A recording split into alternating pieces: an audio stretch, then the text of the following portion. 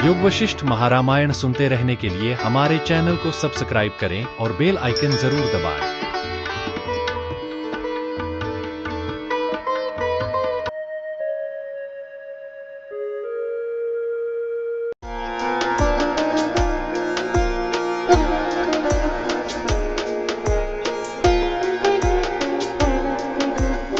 निर्वाण प्रकरण सर्ग 85। सोकर उठी हुई चुड़ाला द्वारा राजा का अन्वेषण, मार्ग में दर्शन, राजा के भावी अर्थों का अवलोकन तथा समय पाकर ज्ञान दिलाना, इन सब का वर्णन। कही गई बातों का अनुवाद करके आगे कही जाने वाली कथा से मेल दिखलाते हैं। महाराज वशिष्ठ जी ने कहा है, श्री रामचंद्र जी, इस तरह राजा सिखीध्वज एक तपस्वी को जिन वस्तुओं की अत्यंत आवश्यकता पड़ती है, उन सब वस्तुओं से पूर्ण अपनी जंगल की कुटिया में स्थित रहा। अब उस चुड़ाला ने घर में क्या किया सो आप सुनिए। उस आधी रात के समय राजा सिखीध्वज के बहुत दूर निकल जाने पर गांव में सोई हुई हरणी की नाई वह चुड़ाला भय से अचानक जाग गई। पति से त्यक्त उस चुड़ाला ने अपने शून्य शयन को सूर्य से शून्य तथा अपूर्ण चंद्रमा से युक्त आकाश की नाई शोभाहीन देखा। कुछ मलिन वदन, खेद युक्त तथा उत्साहहीन अंग रूपी पल्लवों से युक्त वह चुड़ाला क्षार और कर्दम आदि से मिश्रित जल से सींची गई महावल्ली की नाई अपने बिस्तर से उठी।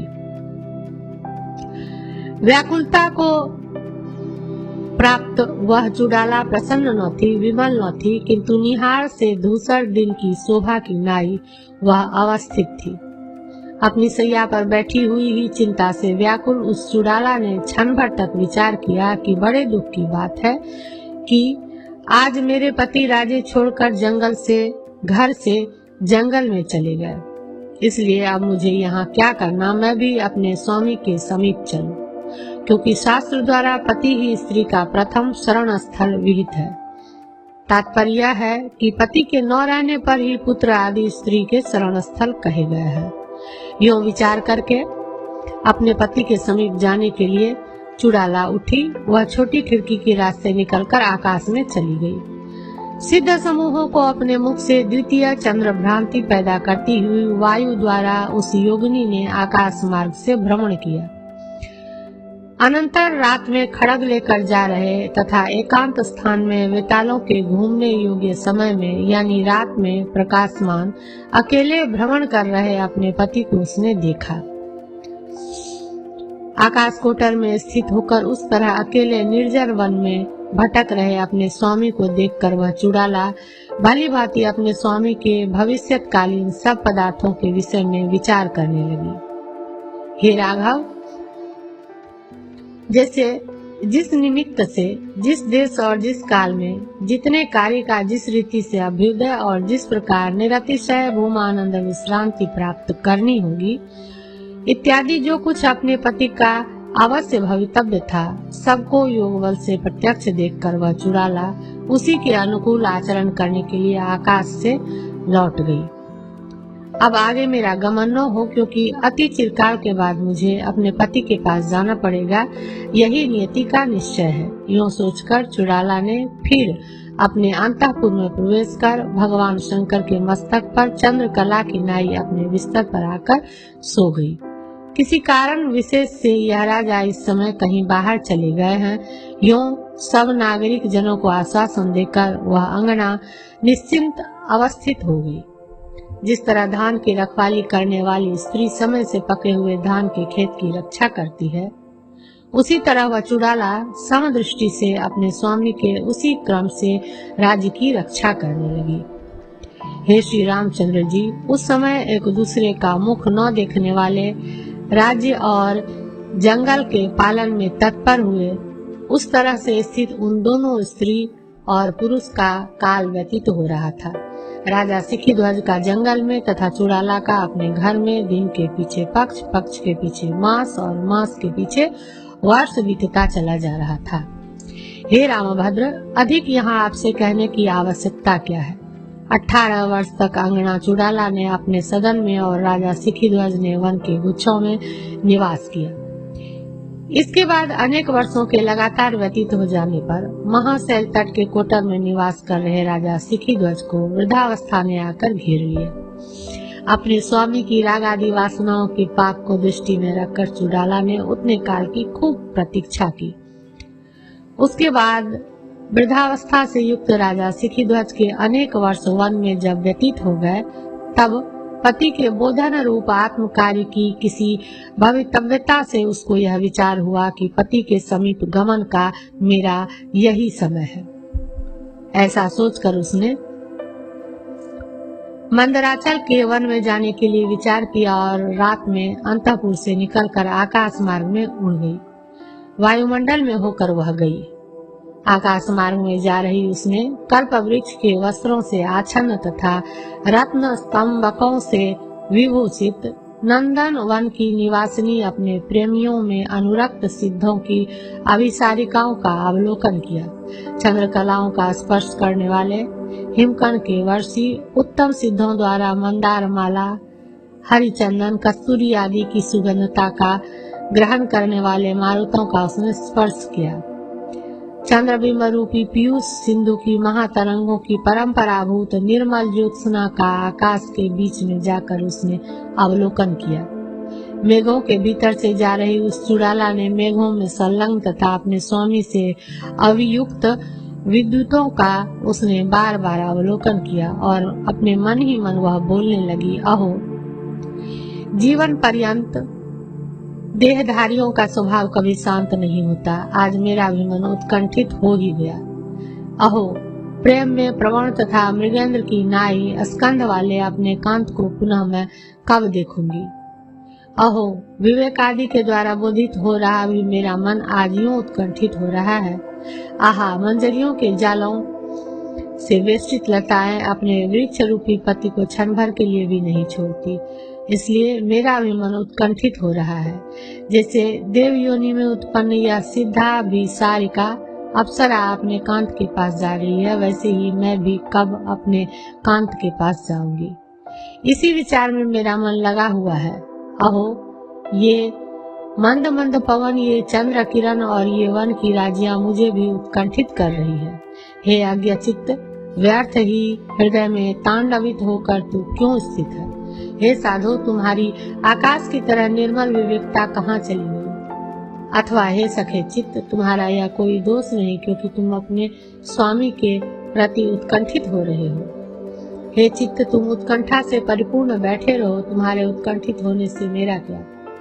अब अपने शरीर से कहती है, हे स्त्री शरीर, जिसे आलिंगन के लिए समुत्सुक हो रहे हो, वह तुम्हारा स्वामी तुम्हारी तनिक भी परवाह न कर अब बिल्कुल वृद्ध हो गया है।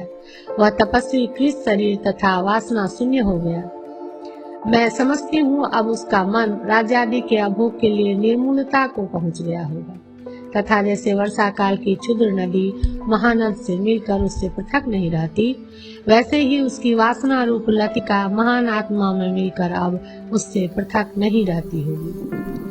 वह एकांत में आसक्त अतएव एक आत्मा को हो गया होगा, उसकी इच्छाएं समाप्त हो गई होगी तथा वह वासनाओं से शून्य हो गया होगा। मैं समझती हूँ यद्यपि मेरा स्वामी अब शुष्क वृक्ष के समान स्थिति वाला हो गया होगा, यानी वह बिल्कुल बोध शून्य हो गया होगा, तथापि हे चित्त, तुम्हें उत्कंठित होने की कोई आवश्यकता नहीं, क्योंकि मैं योग से यानी आगे कहे जाने वाले उपाय से स्वामी की बुद्धि को तत्वज्ञ बनाकर प्रारब्ध शेषोपभोग की उत्कंठा से युक्त उन्हें तुम्हारे साथ संश्लिष्ट करा दूंगी। तुम उत्कंठा मत करो, मैं अपने मुनि हुए स्वामी के मन को सम बनाकर राज्य करने में ही नियुक्त करूंगी और उसके बाद हम दोनों सुख से चिरकाल तक निवास करेंगे। अहो चिरकाल के बाद मैं इस शुभ मनोरथ को प्राप्त करूंगी, क्योंकि मैं अपने स्वामी को तत्वबोध से अपने ही समान आभ्यंतर और बाह्य अर्थों में विचार युक्त प्राप्त करूंगी। जो समान मन की वृत्तियों के संगम के आस्वादन में सुख मिलता है, वही समग्र आनंद समूहों के ऊपर स्थित है। यूं चिंतन कर रही चुड़ाला आकाश मार्ग से पर्वतों, देशों, मेघों तथा दिगंतों को लांघ करके मंदराचल की कंदरा में जा पहुंची। अदृश्य रूप से आकाश में स्थित हुई वह चुड़ाला जंगल के मध्य में उस तरह प्रविष्ट हो गई जिस तरह वृक्षों और लताओं के स्पंद से अनुमेय गमनागमन वाली वायुमंडली। वन के किसी एक कोने में पर्णकुटी बनाकर ठहरे हुए अपने पति को देखकर उसने समाहित चित्त से अन्य शरीर में स्थित जैसा समझा। हे श्री राम जी, जो पहले हार, केयूर, कटक और कुंडल आदि से विभूषित सुमेरु के समान कांति युक्त रहता था, उसी को यहाँ उस चुड़ाला ने कृष गात्र, कृष्ण वर्ण और जीर्ण पत्र सा अवस्थित देखा। काजलमय जल में स्नान किए हुए जैसे इच्छाओं से शून्य भगवान शंकर के प्रसिद्ध द्वारपाल भृंगीस के सदृश अवस्थित वलकल वस्त्रधारी शांत अकेले जमीन पर बैठकर देवताओं और अतिथियों की पूजा के लिए फूलों की माला गूंथ रहे जटाओं से चिन्हित उस अपने पति को देखकर सर्वांग सुंदरी तथा स्थूल स्तन वाली चुड़ाला कुछ उदास सी होकर अपने मन ही मन यूं कहने लगी, अज्ञान भरी कैसी विषम मूर्खता है। मूर्खता के प्रसाद से ऐसी ही दशाएं आया करती है। चूंकि यह लक्ष्मीवान राजा मेरा अति प्रिय पति हृदय में गाढ़ मोह से आहत इस दशा को प्राप्त हो गया है, इसलिए इस पर्णकुटी में आज ही अवश्य अपने नाथ को आत्मज्ञानी बनाऊंगी तथा भोग और मोक्ष श्री दिलाऊंगी। इसमें तनिक भी संदेह नहीं है। इस रूप को छोड़कर अन्य किसी दूसरे रूप से सर्वोत्तम ज्ञान देने के लिए अब मैं इनके समीप चलती हूँ। इस रूप का क्यों परित्याग कर देना चाहिए, इस पर कहते हैं। यदि मैं इसी रूप से इसके पास जाती हूँ तो यह बाला मेरी कांता है, यह समझकर मेरा कहना अच्छी तरह नहीं करेगा। इसलिए तपस्वी के रूप से सामने जाकर क्षण भर में ही पति को बोधित करती हूँ। पहले ही तपस्वी के वेश से उसे क्यों नहीं बोधित किया, इस पर कहते हैं। अब मेरा स्वामी रागादि वासनाओं के परिपाक से परिपक्व मति होकर स्थित है। इसके विमल चित्त में आत्म तत्व भली भांति प्रतिबिंबित होगा। यूं विचार कर चुड़ाला ब्राह्मण पुत्र बन गई। वह चुड़ाला ब्राह्मण पुत्र कैसे बन गई, यह बतलाते हैं। पूर्वोक्त अग्नि और चंद्र की धारणा रूप किंचित ध्यान से एक ही क्षण में जल तरंग की नाई पुरुष रूपता को प्राप्त हो गई और ब्राह्मण कुमार का रूप धारण करके वह चुड़ाला उसी जंगल में जा गिरी। मंद मुस्कान से शोभ रहे मुख वाली वह चुड़ाला अपने स्वामी के आगे आधम की और सिखी ध्वज ने अपने सामने आकर खड़े हुए उस ब्राह्मण कुमार को देखा, जो एक दूसरे जंगल से आए हुए मूर्तिमान तप के समीप अवस्थित पिघल रहे स्वर्ण के समान गौरांग, मोतियों के हार से विभूषित, शुक्ल यज्ञोपवीत से विराजमान, शुक्ल 2 वस्त्रों से आवृत, कमंडलधारी तथा अत्यंत कांति से युक्त सामने आकर खड़ा था। मणिबंध से नीचे द्विगुण बाह्य प्रदेश को व्याप्त करने वाली हस्त प्रमाण बहुत लंबी न होने के कारण भूमि में न लगी हुई सुंदर अक्षमाला से सुशोभित, भ्रमरों की माला से व्याप्त कमल की नाई, कुंतलों सिर के बालों से व्याप्त मस्तक वाले, शरीर के दीप्ति मंडलों से उस प्रदेश को प्रकाशित कर रहे, कुंडलों से विभूषित मुख वाले, नवीन उदित सूर्य के समान अपनी शिखा में मंदार की माला पिरोए हुए, अतएव जिसके शिखर पर चंद्रमा स्थित है, ऐसे पर्वत की नाई स्थित, कांत तथा उपशांत शरीरधारी, बलशाली, जितेंद्रिय, हिम के समान कांति से युक्त, भस्म तिलक से सुशोभित, अतएव भूषित आलोक की नाई सुंदर तथा सुमेरु पर्वत की सुवर्ण तटी में अवस्थित, गंगा प्रवाह में प्रतिबिंबित पूर्ण चंद्रमा की नाई चंचल उस ब्राह्मण कुमार को देखकर राजा सिखीध्वज उठ खड़ा हो गया। देवपुत्र के आगमन की बुद्धि से अपने खड़ाऊ छोड़कर राजा सिखीध्वज ने कहा, हे देवपुत्र, आपको नमस्कार है, यह आपके लिए आसन है, कृपा कर इस पर बैठ जाइए। यूं कहकर अपने हाथ से उसको पत्र निर्मित आसन दिखलाया और उस ब्राह्मण कुमार के करतल में पुष्प मुष्टि उस तरह दी जिस तरह कुमुद खंड के पल्लव में चंद्रमा हिमकण जाल देता है। उस ब्राह्मण कुमार ने भी कहा, हे राजर्षि, तुम्हें नमस्कार है। राजा सिखिध्वज ने कहा, हे महाभाग देवपुत्र, आपने कहाँ से आगमन किया? मैं आज का दिन सफल समझता हूँ, क्योंकि आज मैंने आपका दर्शन किया। हे मानद, यह अर्घ्य है, यह पाद्य है, ये फूल है और गुथी हुई ये मालाएं हैं, लीजिए, आपका कल्याण हो। महाराज वशिष्ठ जी ने कहा, हे पाप शून्य श्री रामचंद्र जी, यो कहकर ब्राह्मण कुमार वेशधारी उस अपनी प्रियतमा को राजा सिखिध्वज ने अर्घ्य, पाद्य, माला और पुष्पादि शास्त्रोक्त विधि से दिए। चुड़ाला ने कहा, हे राजर्षि, इस भूतल पर मैंने अनेक जगहों में परिभ्रमण किया, परंतु जैसी पूजा मैंने तुमसे प्राप्त की वैसी किसी दूसरे से नहीं की। हे अनग, तुम्हारे इस कोमल अनुरूप विनय से मैं समझता हूँ कि तुम निश्चय अत्यंत चिरंजीवी होगे। हे साधो, क्या शांत मन से उदार तप तुमने मोक्ष के लिए संचित किया है, जहाँ फल के संकल्प बहुत दूर फेंक दिए गए हैं। हे सौम्य, यह जो तुमने अपने विस्तृत राज्य को छोड़कर इस महाजंगल का सेवन किया है, वह क्रोध शून्य वनस्थ यतियों का व्रत तलवार की धार के समान है। राज्य का परित्याग और मोक्ष के लिए तपस्या का आचरण, इन दोनों की अज्ञात दशा में प्रशंसा नहीं हो सकती। इसलिए तपस्या द्वारा उसमें सर्वज्ञता की संभावना करता हुआ राजा सिखिध्वज रूपादि संपत्ति से उस ब्राह्मण कुमार की प्रशंसा करते हैं। राजा सिखिध्वज ने कहा, भगवान, आप देव हो, सब कुछ जानते हो, इसमें आश्चर्य ही क्या है। अपने लोकोत्तर चिन्ह युक्त सौंदर्य से ही आप महाप्रभावशाली मालूम पड़ते हो। मेरी बुद्धि तो यह कह रही है कि ये आपके सब अंग अमृतमय चंद्रमा से विरचित हैं, अथवा मेरा अधिक कहना व्यर्थ है। आप अपने सम्यक वीक्षण और देह की कांति से मानो अमृत से मुझे सींच रहे हो। हे सुंदर, मेरी प्रिय पत्नी, हे सुंदर, मेरी प्रिय पत्नी है जो आजकल मेरे उस राज्य की रक्षा कर रही है, उसके समान आपके ही वे अंग मुझे यहाँ दिख पड़े। मस्तक से लेकर पैर तक यह आपका उपशांत तथा कमनीय शरीर है। इसे आप मेरे द्वारा दी गई माला से, शुभ्र मेघ से मेरु शिखर की नाई ढक दीजिए।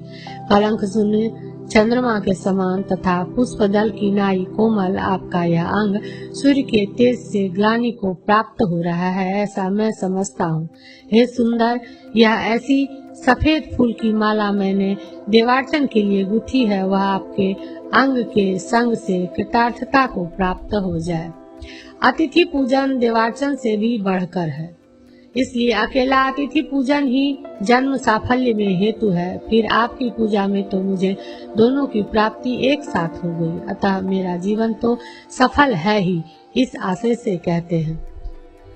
अपने निकट आए हुए अतिथि की पूजा से जीवन सफल हो जाता है, क्योंकि सज्जनों को अभ्यागत जन देवता से भी अधिक पूज्य है। हे विमल चंद्र के तुल्य मुख वाले, मेरे द्वारा समर्पित पूजा ग्रहण के बाद आप मेरे इस संदेह को दूर कीजिए कि आप कौन हैं, किसके पुत्र हैं और इस दीन के ऊपर दया करके कहां से किस लिए आए हैं। ब्राह्मण ने कहा, हे राजन, जैसा आपने मुझसे पूछा है वह सब मैं आपसे कहता हूँ, आप सुनिए। भला ऐसा कौन पुरुष है जो एक विनम्र प्रश्नकर्ता को ठगे, धोखा दे। पुण्य लक्ष्मी के कमनीय मुख में सुगंधित कर्पूर के तिलक से के सदृश गौरांग शुद्धात्मा नारद मुनि इस जगती कोष में है। वह देव मुनि नारद सुमेरु पर्वत की गुहा में किसी समय ध्यान अवस्थित थे। वहीं सुमेरु तट में विशाल तरंग वाली गंगा जी बहती है, जो मेरु के सौंदर्य से प्रकाशमान रूप वाली गंगा हारलता की नाई भासित होती है। उसी गंगा नदी के तट पर एक समय ध्यान के अंत में नारद मुनि ने शब्द कर रहे कंकड़ों से युक्त जल क्रीड़ा की कोलाहल ध्वनि सुनी, और यह क्या सुनाई दे रहा है, यूं कुछ कौतूहल से युक्त हो गए।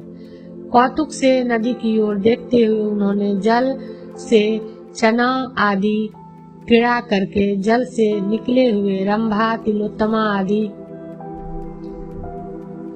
ललनाओं का समूह देखा। स्वर्ण कमल के कुंडलों के सदृश स्तन मंडलों से अलंकृत वह पुरुष रहित प्रदेश में वस्त्र छोड़कर क्रीड़ा कर रहा था। परस्पर एक दूसरे से मिल जाने के कारण वह फलों से सुशोभित वृक्ष की नाई प्रतीत हो रहा था।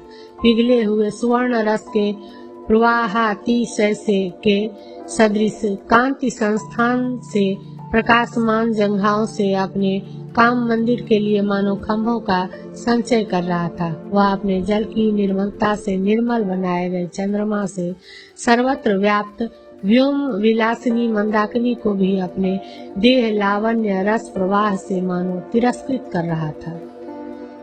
नंदनवन में कामदेव की क्रीड़ा के साधन भूत रथ के चक्र भूत नितंब तट रूप सेतुओं से प्रवाह का निरोध हो जाने के कारण वह गंगा जल को भी उल्टे मार्ग में पहुंचा रहा था।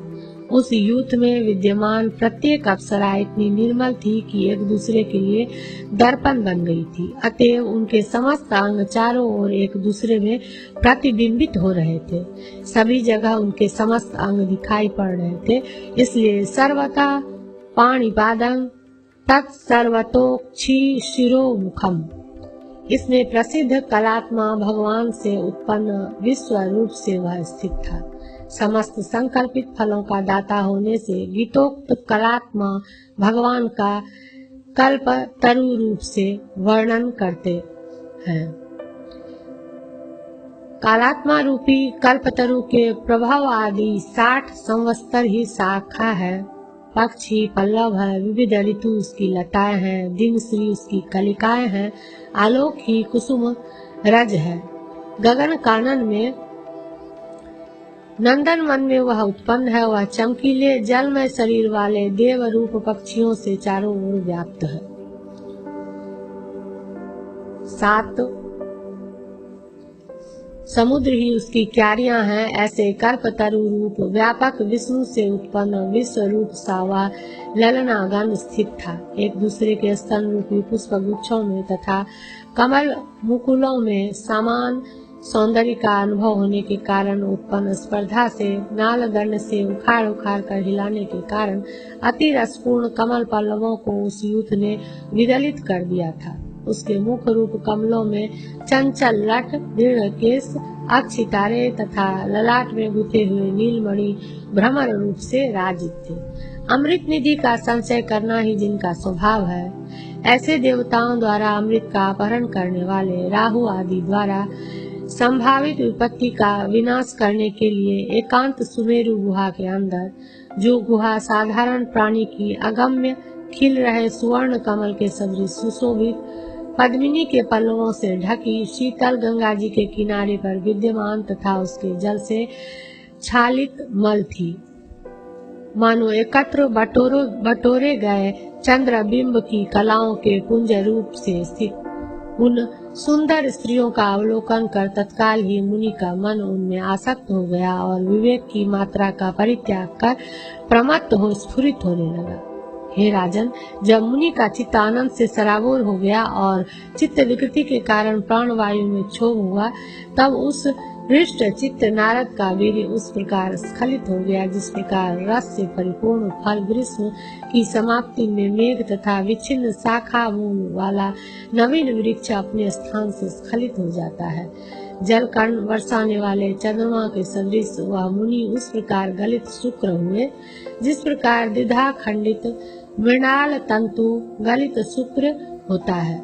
राजा सिखिध्वज ने कहा, हे ब्राह्मण, नारद जी समस्त लोक में विख्यात भी हैं, सर्वज्ञ भी हैं, जीवन मुक्त भी हैं, निरीह भी हैं, राग रहित भी हैं। मुनियों में उनकी कोई बराबरी है भी नहीं। बाहर और भीतर आकाश के सदृश विशद भी हैं। फिर ऐसे मुनि दर्शन मात्र से विकृत चित्त होकर स्खलित वीर्य कैसे हुए? प्रबलतर प्रारब्ध से तत्वज्ञानियों की विवेक मात्रा तिरोहित हो जाती है, इसलिए किसी समय देह धर्मों के वशवर्ती वे ही हो ही जाते हैं। चुड़ाला ने कहा, हे राजा से, तीनों जगत में सभी भूत जाति का, देव आदि का भी यह शरीर स्वभावतः 2 रूप वाला ही है। हे प्रिय, इस जगत में चाहे अज्ञानी हो या ज्ञानी, अपने विनाश पर्यंत सभी शरीर सुख दुखात्मक ही कहे जाते हैं। सुख दुख रूपता ही दृष्टांत से बतलाते हैं। राजन, तृप्ति आदि के साधन किसी पदार्थ से सुख उस प्रकार बढ़ाता है जिस प्रकार दीपक से प्रकाश और चंद्रमा से महासागर, क्षुधा आदि किसी पदार्थ से दुख उस प्रकार बढ़ता है जिस प्रकार मेघ रूपी पट से रात में अंधकार बढ़ता है। इन सब विषयों में केवल स्वभाव ही एकमात्र कारण है। जब ज्ञानियों को भी क्षण भर आत्मविस्मृति होने पर ऐसी अनर्थ परंपराएं आती है, तब अज्ञानियों की बात ही क्या है। एक निमेष मात्र के लिए भी सत्य निर्मल स्वरूप यदि विस्मृत हो जाए तो वर्षा काल में मेघ के सदृश यह दृश्य रूप अनर्थ उल्लसित हो उठता है। निरंतर आत्म तत्व का अनुसंधान करने से जब उन्मेष मात्र भी आत्म तत्व रूप विस्मृत नहीं होता, तब यह दृश्य रूपी पिशाच चित्त में उल्लसित नहीं होता। निष्कर्ष यह निकला कि किसी समय भी दृश्य उल्लसित न हो जाए, इसलिए निरंतर ही समाधि से अपने स्वरूप का स्मरण करते रहना चाहिए। जैसे अंधकार और प्रकाश के कारण दिन और रात अपनी अपनी स्थिति प्राप्त किए हुए हैं, वैसे ही सुख और दुख से यह शरीर अपनी स्थिति कैसे प्राप्त किए हुए हैं। योग ज्ञानी और अज्ञानी दोनों में प्रारब्ध फल भोग एक सा होने पर भी राग अराग जनित विशेष है ही, इसका दृष्टांत द्वारा उपादन करते हैं। यों देह में ही आत्मरूपता का अवलोकन करने के कारण सुख दुख दोनों अज्ञानियों में ऐसे दृढ़ रूपता को प्राप्त हो गए हैं, जैसे पेट में पट में केसर दृढ़ रूपता को प्राप्त हो जाता है। हे प्रिय, आत्म तत्व ज्ञान के प्रभाव से तत्व ज्ञानी में तनिक भी ये सुख दुख उस प्रकार नहीं लगते जिस प्रकार स्फटिक मणि में केसर आदि रंगों का संबंध होने पर भी केसर आदि रंग नहीं लगते। अब स्फटिक की अपेक्षा भी ज्ञानी में अधिक स्वच्छता होने से विशेष बतलाते हैं। राजन, जैसे समीप में विद्यमान जपा कुसुम आदि रंजक द्रव्यों के कारण स्फटिक मणि लालिमा आदि कुछ काल के लिए धारण करता है, वैसे आत्म तत्वज्ञ जीवन मुक्त मुनि बोध के प्रभाव से समीप में पदार्थों के रहने पर भी उससे सुख दुख आदि का संबंध प्राप्त नहीं करता। अज्ञानियों का सुख दुख घन रूप से प्राप्त होता है, यह जो पहले कहा था उसका वर्णन करते हैं। चूँकि अज्ञानियों की बुद्धि वस्तुओं के हट जाने पर भी अत्यंत संतप्त रहती है, इसलिए वस्तुओं के संबंध मात्र से उनकी बुद्धि दृढ़ आसक्त हो जाती है। जैसे केसर का संबंध विच्छिन्न हो जाने पर भी वस्त्र उसका रंग नहीं छोड़ता, वैसे ही वस्तु का संबंध विच्छिन्न हो जाने पर भी विषयों का अनुराग अज्ञानी नहीं छोड़ता। हे राजन, इसी क्रम से ये बंध और मोक्ष दोनों अवस्थित है। विषय भावना का विनाश ही मोक्ष है और विषयों की दृढ़ भावना ही बंध है। राजा सिखिध्वज ने कहा, हे प्रभु, दूरस्थ या समीपस्थ राजा या पुत्र आदि के लाभ से सुख और उनके विनाश से दुख होता है। सुख और दुख की उत्पत्ति में हेतुभूत इष्ट प्राप्ति इष्ट विनाश रूप कारण का लाभ होने पर अनेक अर्थों से परिपूर्ण अत्यंत उदार और अति स्वच्छ होता है। इसलिए घन गर्जन में मयूर की नाई आपके वचनों के श्रवण में तृप्ति ही नहीं होती। सबसे पहले सुखोत्पत्ति का प्रकार बतलाते हैं। चुड़ाला ने कहा, समीप स्थल में शरीर चक्षु हाथ आदि साधनों से तथा दूर स्थल में अनुमान आदि साधनों से अपनी उत्पत्ति में कारणभूत अभिष्ट वस्तु का लाभ कर अपने व्यापक स्वरूप को न जानने वाली यह बाला सुख संवित्ति अपने आप ही उल्लसित होती है। बुद्धि में अवस्थित आत्म सुख संवित्ति बुद्धि के क्षोभ से स्वयं क्षुब्ध होकर कुंडलिनीगत जीव के प्रति स्वयं ही चिंगारी के सदृश आविर्भूत हो जाता है। जीव के लिए देह में अवस्थित नाड़ियां पृथक रूप से नियत है।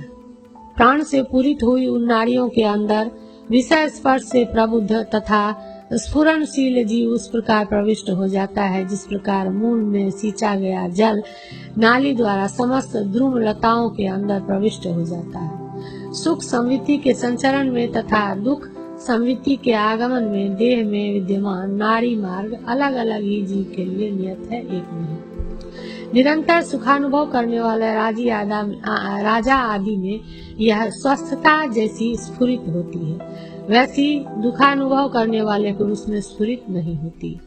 ठीक ही है, लोक में भी देखा गया है। शोभन वेश वाले राजा आदि के लिए कपूर, चंदन आदि से सुगंधित जल से सींचे गए जो मनोहर मार्ग होते हैं, वे अशोभन वेश वाले निम्न श्रेणी के जीवों के लिए नहीं होते। जिस समय यह जीव उन तरल तरनारी मार्गों में प्रवेश न होकर अस्फुरनशील हो जाता है, उस दशा में ही सर्वविध प्रपंच दुखों से निर्मुक्त इसे मुक्त जानिए। और जब तक तरल तरनारी मार्गों में प्रविष्ट होकर क्षुब्ध प्राण हो खूब स्फुरित होता रहता है, तभी तक सर्वविध प्रपंच दुखों से इसे बद्ध जानिए। राजन, सुख और दुख के अनुभव के लिए चित्त का बाहर जो स्पंदन है वही जीव का बंधन है। इसलिए उस स्पंद का अभाव हो जाने पर जीव का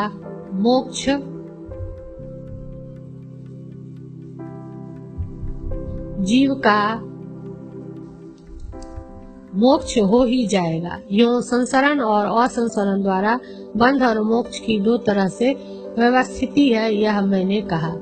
इन 6 इंद्रियों द्वारा जब तक सुख और दुख की अवस्था लाई नहीं जाती, तब तक जीव शांत सा सुखपूर्ण और सौम्य रहता है।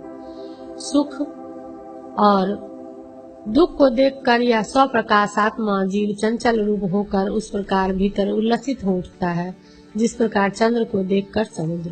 हे प्रिय, इस सुख आदि की सामग्री से या सुख साधन धन आदि में प्रियत्व ज्ञान से जीव मांस से बिल्ली की नाई जो क्षुब्ध हो उठता है, इसमें कारण केवल अपने स्वरूप को न जानना ही है। विशुद्ध स्वात्म ज्ञान स्वरूप अवश्य ज्ञातव्य आत्मा के बोध से सुख और दुख आदि का अस्थि तत्व उड़ जाता है। इसलिए उसी से यह जीव विश्रांति की ओर जा सकता है।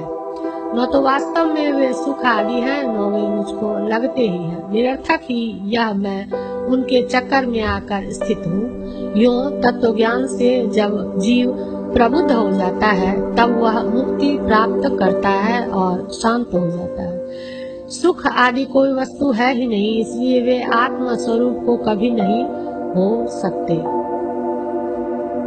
इस प्रकार के भीतरी आत्मबोध रूप संवित्ति से जब जीव सुखादि की ओर ताकता नहीं, तब वह विशुद्ध रूप से शांत हो जाता है। यह सब कुछ चिदाकाश ब्रह्म रूप ही है। इस प्रकार का अखंड निश्चय जब स्थिति प्राप्त कर लेता है, तब तेल शून्य दीपक की तरह जीव निर्वाण को प्राप्त हो जाता है। सुख आदि स्नेह का विनाश हो जाने पर दीपक के समान जीव शांत हो जाता है। यह दृश्यमान समस्त जगत ब्रह्म स्वरूप है। इस प्रकार की अखंडाकार वृत्ति से जनित जो ऐक्य भाव है, उस भावना से पुरुष संपूर्ण जगत में शून्य रूपता को अनुभव कर कदापि मोक्ष को प्राप्त नहीं करता।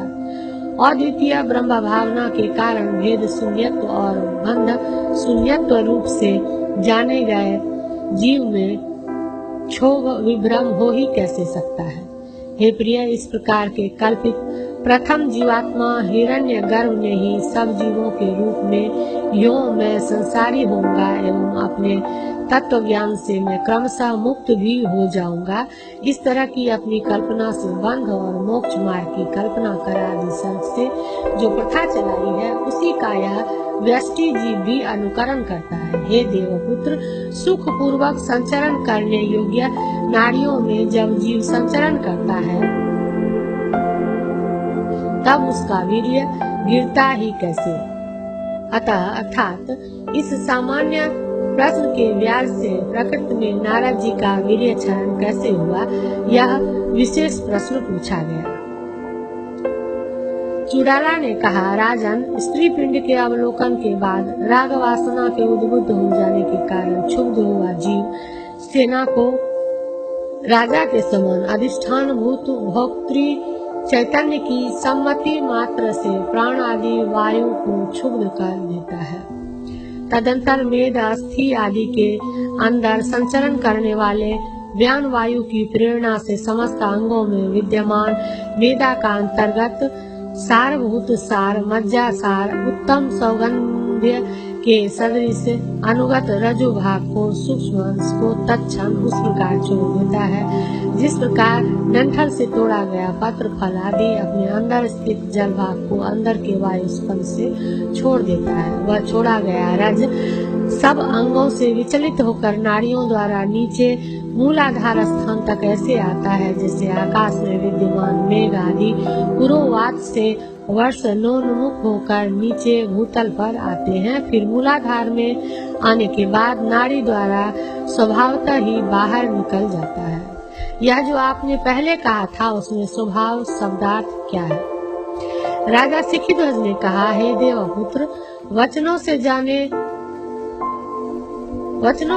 जाने जाते हैं कि आप बड़े ही तत्वज्ञानी हैं। आत्मा ज्ञान होने के पूर्व की जो संसार की स्थिति थी उसे भी तर्कादि से आप जानते हैं, इसलिए आप कृपा कर बतलाइए कि स्वभाव शब्द से क्या कहा जाता है। सृष्टि के आरंभ में सृष्टि के उत्पादन में उत्सुक ब्रह्म प्राणियों के प्राक्तन कर्मों के अनुसार जिस जिस धर्म वाले जिस पदार्थ के रूप से अपने आप में स्फुरित होता है उस पदार्थ का प्रलय तक उस धर्म से युक्त रहना ही स्वभाव शब्द का अर्थ है। चुड़ाला ने कहा, प्रिय, सृष्टि के आरंभ में सृष्टि के उत्पादन के लिए उन्मुख हुआ ब्रह्म अपने आप में जिस घट कुंड पट आदि रूप से स्फुरित हुआ था उसी रूप से आज भी व्यवस्थित है। वर्तमान समय में घट आदि में स्वभाव का वैचित्र्य कारण सामग्री के वैचित्र्य से कदाचित हो सकता है, परंतु सृष्टि के आरंभ में तो कारण सामग्री का निरूपण कर ही नहीं सकता। इसलिए ताल वृक्ष के नीचे